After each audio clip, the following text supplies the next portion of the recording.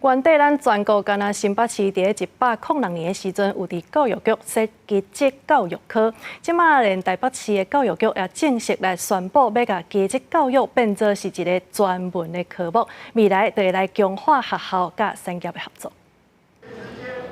高中教育会考成绩6月初7公布，考生刷落来未选志愿。较早成绩好读高中，成绩歹才读高职的偏见最近有改变。不过基职教育有缘无受多数家长的重视，家长都会陷入一个迷思嘛，因为可能我只想要读公立的高中，可是有的小孩子真的达不到父母的要求，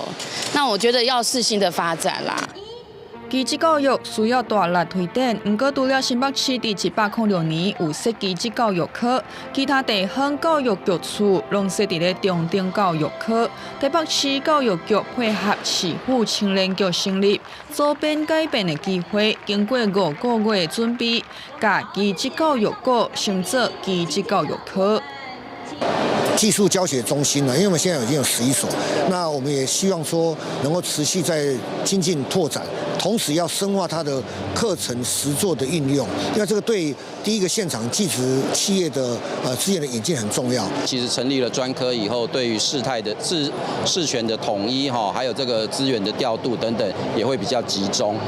专教总表示，台北市是全国唯一有基职功能的地方政府，基职科成立应该会当深化基职教育。也这10年来，私校退场，高职甲高中新设的学校拢是高中，少子化的趋势，高职学生减少速度是愈明显。要安怎避免基职体系搁再受冲击？地方到中央拢要来拍拼。